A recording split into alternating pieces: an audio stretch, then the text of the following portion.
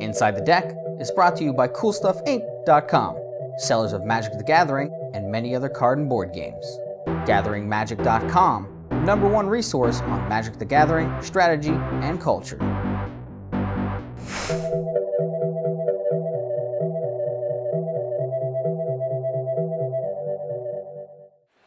I've been out of the Legacy scene for a little bit, 6 or 7 months, and just looking at some of the results and talking to some people that had come and played, there was kind of a softening to Red.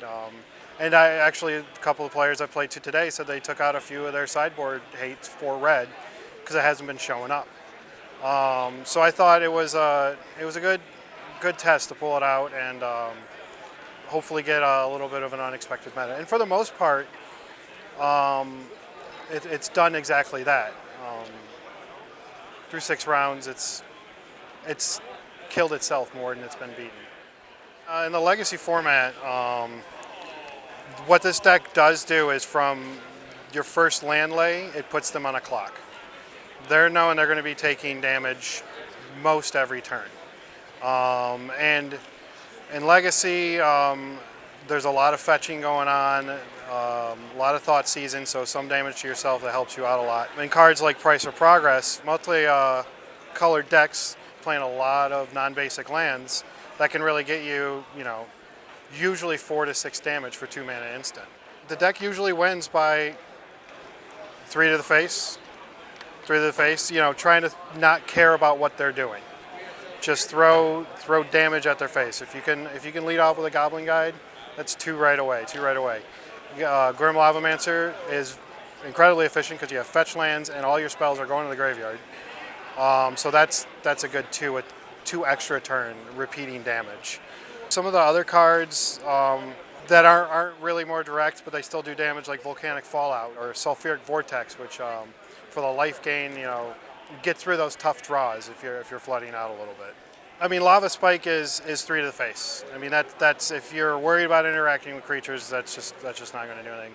What Riftbolt does is just by suspending it, will trip them up because they know that it's going to be 3 damage if they put out an important creature, a small Tarmogoyf for a Stoneforge or something like that. They got to remember. So, in essence, it could help you sort of slow them down a little bit, and it's fuel for the Lavamancer. I mean, Lightning Bolt's one of the best removal burn, just kind of overpowered card. Chain Lightning the same way. Chain Lightning's a little bit trickier because Red's showing up a little bit more, so you gotta make sure they can't throw it back at you. Or if you have like a raw Lavamancer, they can't throw it back at that. Fireblast is usually the win. Fireblast in combination, I've had it a lot. You cast a Flame Rift, does 40 each, and then another Fireblast. That's 8 damage out of nowhere, and that's usually enough by turn 3 or 4. Consistently, that's how you're going to win. The goal here is I only want 3, 4 land. I never want 4 lands. 3 lands in play. 2 lands gets you there a lot, with most of the deck costing 1 or 2, and with alternate cast and Fireblast. So the goal here is to make sure you can get your land. I mean, having 10 fetches that go for your 10 basics, to get that out fast and then to help filter out your deck. So you're not drawing lands in turns 4 and 5 when you need to draw that perk.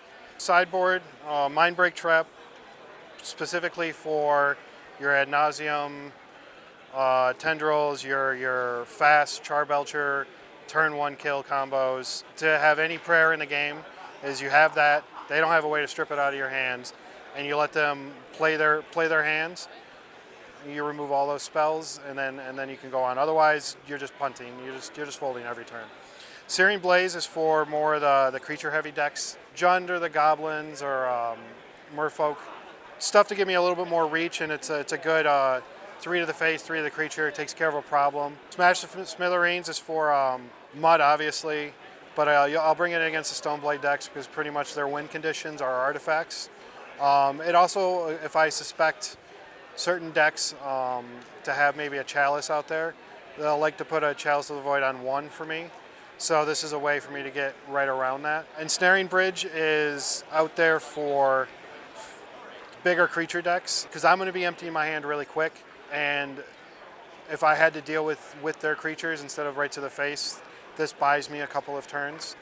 And Vexing Shusher is something that I kind of put in for today. This has won me a couple of games today against that just because he's uncounterable, he has a body, and that it allows me to cast anything in my deck with having one open.